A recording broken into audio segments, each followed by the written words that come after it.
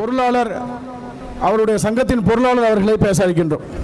கிராமணி மக்கள் முன்னேற்ற சங்கத்தின் முதல் மாநாட்டின் தலைவர் அருமை சகோதரர் சரவணன் கிராமணி அவர்களே, இங்கே எனக்கு முன் பேசி சென்றிருக்கின்ற அனைத்து பெரியோர்களே, இந்த அருமையான மாநாட்டிற்கு சிறப்பு அழைப்பாளராக வருகை தந்து சிறப்புரை ஆற்ற இருக்கின்ற எங்களை வழிநடத்தி கொண்டிருக்கின்ற சமத்துவ மக்கள் கழகத்தின் தலைவரும் தமிழ்நாடு பனைமர தொழிலாளர்கள் நலவாரிய தலைவருமான அன்பு சகோதரர் அவர்களே, இங்கே திரளாக வருகை தந்து கொண்டிருக்கின்ற அமர்ந்து கொண்டிருக்கின்ற அத்துணை சமுதாய சொந்தங்களுக்கும் என்னுடைய முதற்கண் வணக்கத்தை தெரிவித்துக் கொண்டு, இந்த கிராமணி மக்கள் முன்னேற்ற சங்கம் ஒரு நல்ல முன்னெடுப்பை எடுத்து முதலாவது மாநாடாக ஒரு வெற்றி மாநாடாக நடத்தி கொண்டிருப்பதற்கு முதற்கில் என்னுடைய மனமார்ந்த நன்றியை தெரிவித்துக் கொள்கின்றேன், பாராட்டுகளையும் தெரிவித்துக் கொள்கின்றேன்.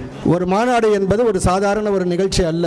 பல தலைவர்களை சந்தித்து பல மாதங்களாக யோசனை செய்து அது சிறப்பாக நடத்த வேண்டும். அது சிறப்பாக நடத்தி முடித்திருக்கின்றார் தலைவர் அவர்களும் நிர்வாகிகளும்.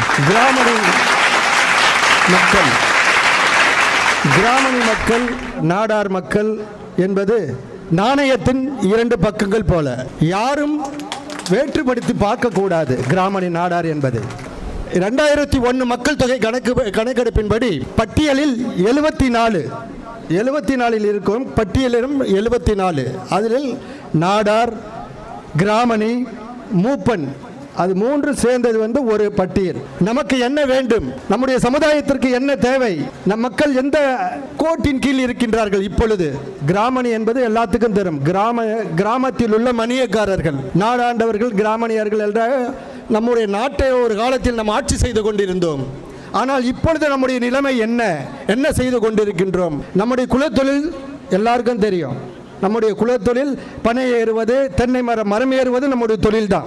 அதற்காக நாம் என்ன செய்ய வேண்டும்? அந்த அடித்தளப்பட்ட மக்களுக்கு அதன் வாழ்வில் முன்னேற்றம் நாம் என்ன செய்ய வேண்டும் என்பதை ஒரு சீரிய நோக்கமாக வைத்து இந்த கிராமணி மக்கள் முன்னேற்ற சங்கம் செய்து கொண்டிருக்கின்றார்கள். அவருடைய சேவைக்கினுடைய பாராட்டுக்கள்.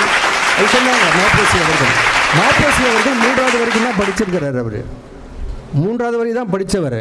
ஆனால் கிட்டத்தட்ட பல புத்தகங்கள் எழுதியவர். அவர் ஒரு சரித்திர நாயகன், ஒரு சாதாரணப்பட்ட மக்கள் கிடையாது. அவர் அவ்வளவு ஞானம் படித்தவர்.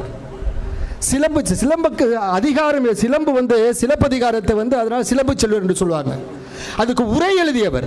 ஒரு சிலப்பதிகாரத்தை படித்து சீவக சிந்தாமணி, அகநானூறு, புறநானூறு, மொத்த தமிழ் இலக்கியங்கள்லாம் படித்து கரைத்து குடித்தனால தான் அவர் பல நூல்களை எழுத முடிந்தது.